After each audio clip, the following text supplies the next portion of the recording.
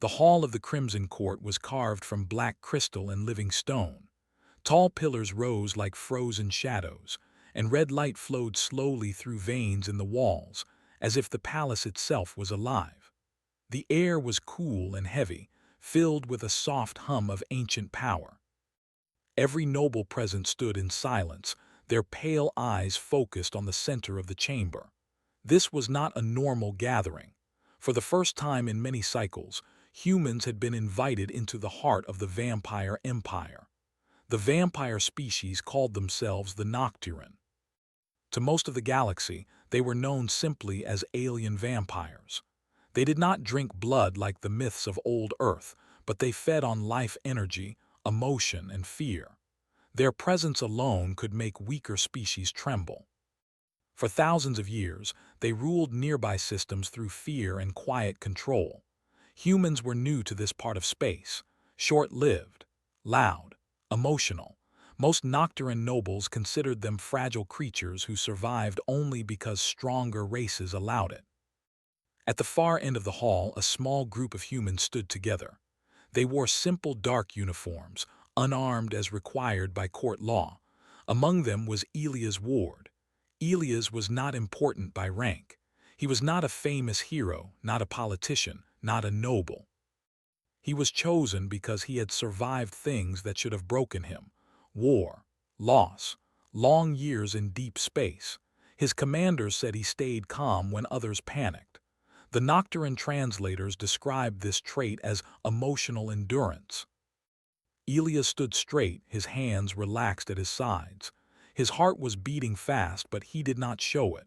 Around him, vampire nobles watched the humans like scientists observing insects.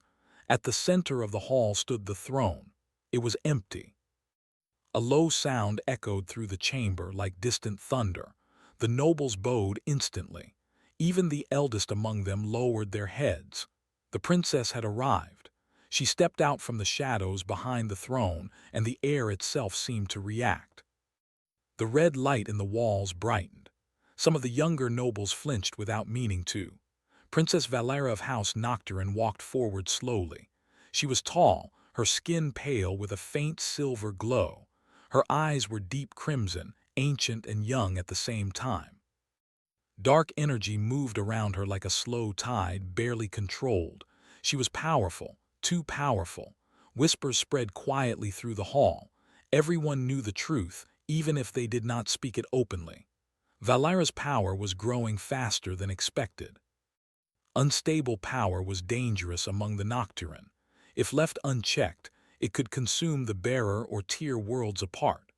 That was why this gathering existed. By ancient law, a Nocturne of overwhelming power must choose a life bond, a partner whose presence could stabilize their energy. Usually, this meant a strong, noble warrior or an elder of great discipline. No one expected surprise. Valera reached the center of the chamber and turned slowly, her gaze moving across the rows of nobles. One by one, they straightened, hoping, praying she would look at them longer. Her eyes passed over them. Then they stopped. The entire hall went still. Her gaze had settled on the humans, more precisely on Elias. Elias felt it like a weight pressing on his chest. Her eyes were not hungry, they were focused, curious, almost calm. Before anyone could react, Valera lifted her hand. She pointed straight at him. "I want him," she said, her voice clear and steady, echoing through the hall. "As my husband." Silence followed, then chaos. Shouts erupted from the noble rows. Some voices were angry, others shocked, others afraid. Several elders stepped forward at once, their eyes blazing. "A human," one elder hissed. "This is madness." "The law does not forbid," another began, only to be cut off. The law was never meant for prey species.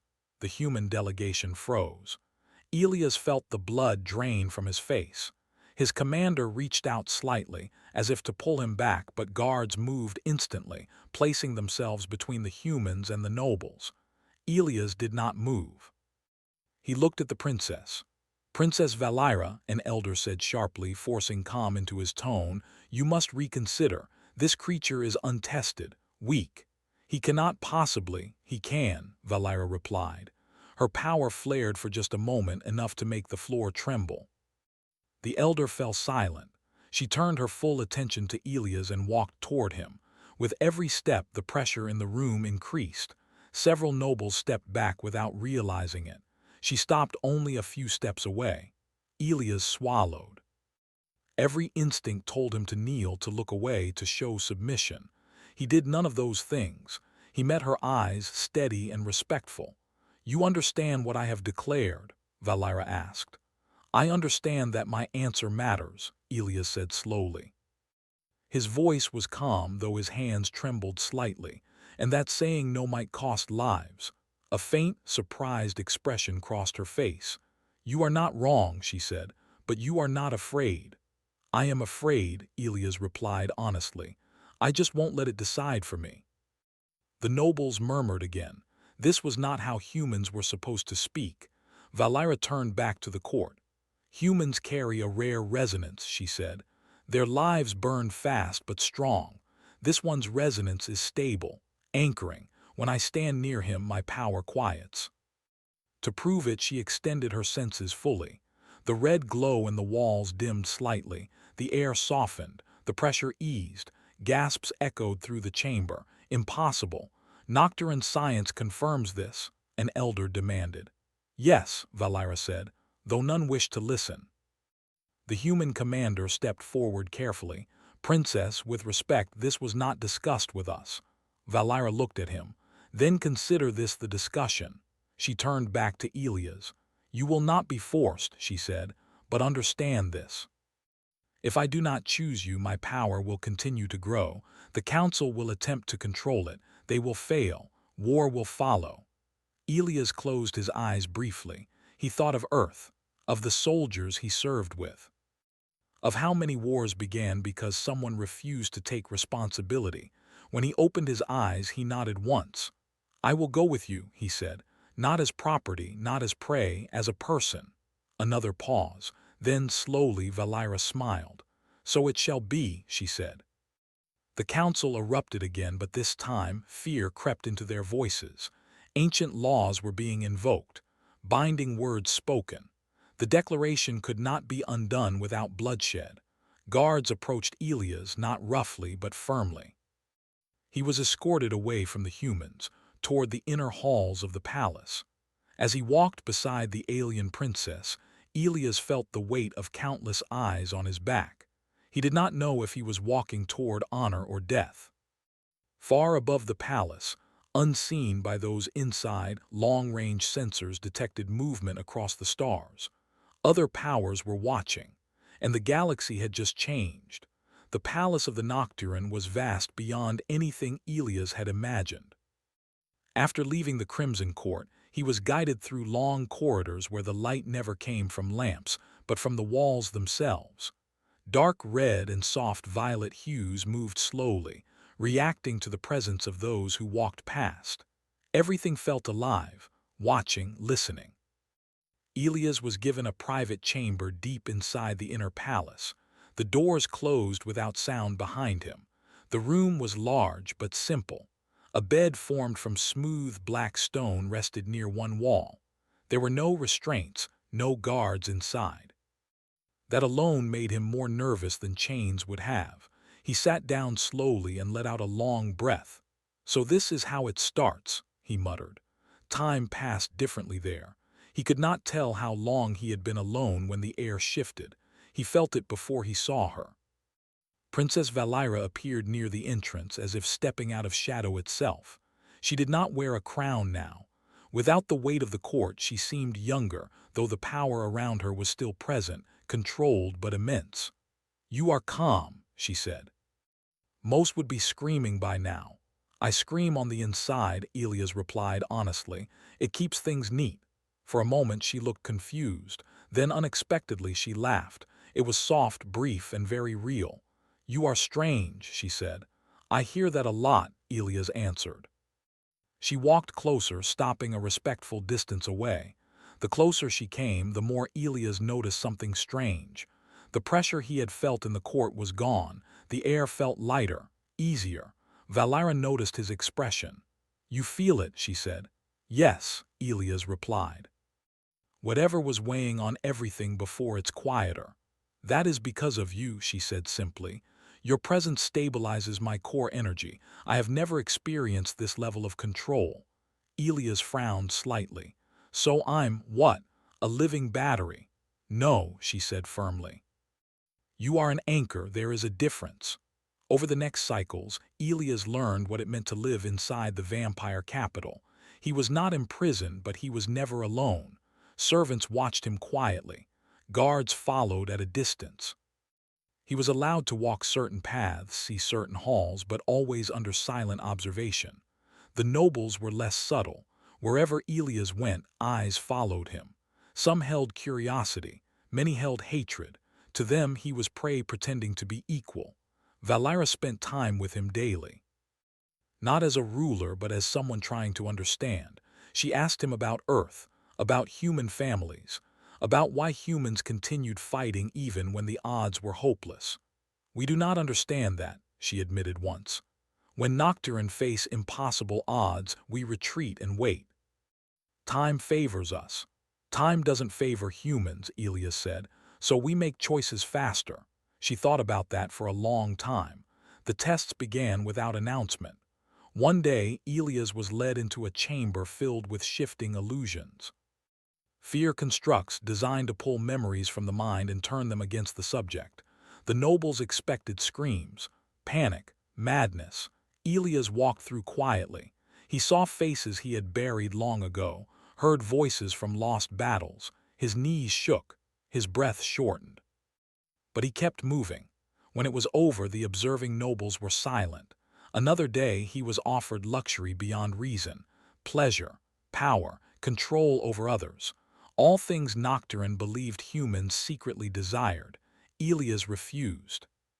I've seen what power without limits does, he said. I don't want it. This confused them even more. The most dangerous test came when no one admitted it was a test at all. Elias and Valera were walking along a high balcony overlooking the capital city. Artificial night spread endlessly below, broken by glowing towers and drifting shadows. For the first time, Valera seemed relaxed. Then the attack came. A blade of condensed energy burst from behind a pillar, aimed straight for Valera's back. Elias reacted without thinking. He moved between them, shoving her aside as the blade struck him across the shoulder. Pain exploded through his body. He fell hard, the world spinning. The assassin was dead seconds later, torn apart by palace guards, but no one moved toward Elias at first. Valera knelt beside him, her hands shaking. You are injured, she said, her voice tight. I noticed, Elias said weakly. Dark energy surged around her, wild and furious. The city lights below flickered. Do not lose control, Elias whispered. I'm still here, she froze. Slowly the power receded. Medics rushed in, both human and Nocturne. As they worked, something unexpected happened. Elias' blood came into contact with Valera's skin. Instead of triggering hunger or frenzy, her power stabilized completely. The reading stunned everyone. Impossible, one scientist whispered. His life energy is compatible. The news spread like fire. A human could neutralize Nocturne power. That night the council met in secret. This union cannot continue, one elder said. He is dangerous. Not to us, another replied. To our control. They all understood the truth. If humans could resist Nocturne dominance naturally, centuries of fear-based rule would collapse. The decision was made. The princess would be removed. Elias recovered slowly. He noticed changes in how Valera looked at him. There was concern there now and trust. You should hate me, she said one evening. I dragged you into this. I chose to stay, Elias replied. That matters. Alarms sounded across the palace. The lights darkened. Valera stood instantly. They are moving. Guards loyal to the council flooded the inner halls. The princess was declared unfit. Elias was marked for termination. Human ships detected the chaos and moved closer to Nocturne space, weapons cold but ready. As palace doors were breached, Valera turned to Elias. Stay behind me, she ordered. Elias shook his head. Not happening. Together, they faced the oncoming storm. And for the first time in Nocturne history, fear flowed in the opposite direction. The inner halls of the palace shook as security barriers collapsed one after another. Red light flashed, then faded, then flashed again as systems older than human history struggled against internal sabotage. The Nocturne capital had never known chaos like this. It had always been ruled by fear, order, and patience. Now all three were breaking. Elias stood beside Princess Valira in the widening corridor. Guards loyal to her formed a thin line, weapons raised, but everyone knew they were outnumbered. The council had controlled the empire for centuries. They had planned this moment carefully. Valira's power surged around her, dark and vast, like a storm held back by fragile walls. Elias could feel it pressing against him, asking to be released. He placed a hand gently on her arm. "Breathe," he said quietly. "You're not alone." She looked at him, surprised again by the simple calm in his voice. Slowly, the storm eased. "You should not be here," she said. "This is my war." "If it was only yours," Elias replied, "they wouldn't be trying so hard to kill me too." Footsteps thundered closer. Shadows filled the corridor as council guards advanced. These were elite Nocturne warriors, trained to fight their own kind. Their eyes burned with controlled hunger and loyalty to the old order. An elder's voice echoed through the hall. "Princess Valira, by the authority of the Crimson Council, you are stripped of title and command. Step aside and the human will be spared a clean death." Elias stepped forward before Valira could speak. "No," he said. The word was quiet, but it carried. The guards hesitated for half a second. That was all it took. Human ships dropped out of silent drift above the capital. The sky above the city shimmered as defensive fields reacted to unknown signatures. Human vessels did not open fire. They simply arrived, steady and unafraid. "This is a human diplomatic escort," a calm human voice transmitted across open channels. "We are here to retrieve our citizen.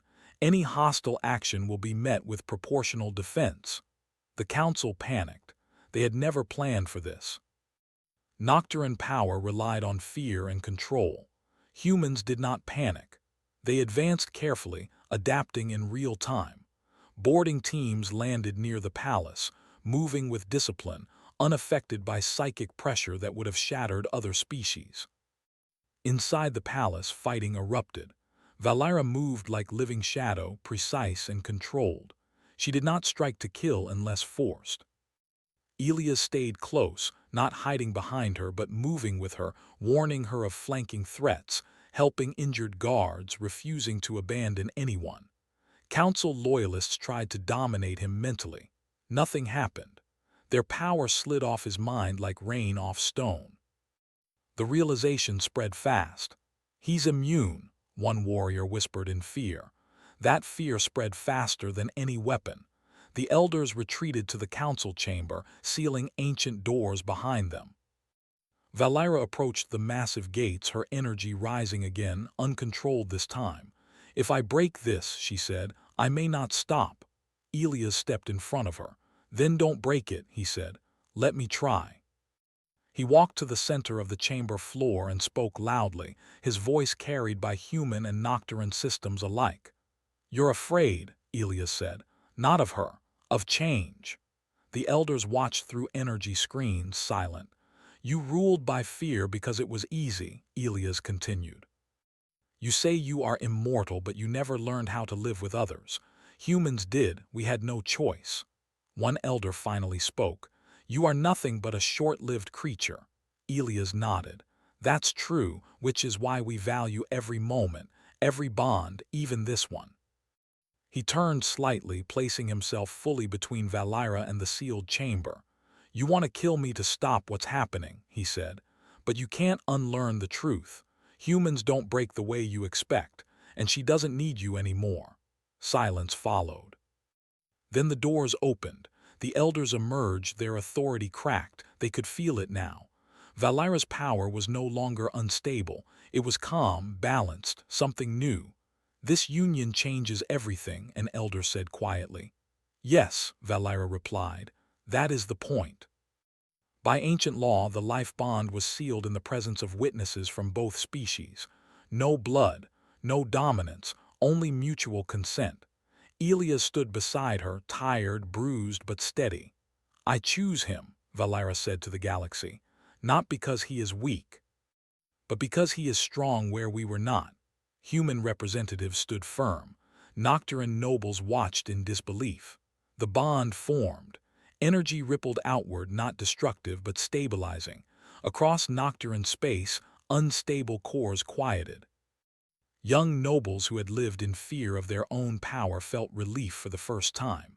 The old order collapsed without a final battle. In the weeks that followed, the galaxy adjusted. Humans were no longer labeled prey. They were called anchors, partners. The only species proven able to stand beside monsters and not become one. Valera ruled not alone but together with Elias. He did not command armies. He did not rule by fear. He listened. He reminded her of limits and hope, and the vampire empire changed. Not because it was conquered, but because one human refused to break and one princess chose balance over domination. The galaxy would remember that day, not as the rise of humans through war, but as the moment fear lost its throne.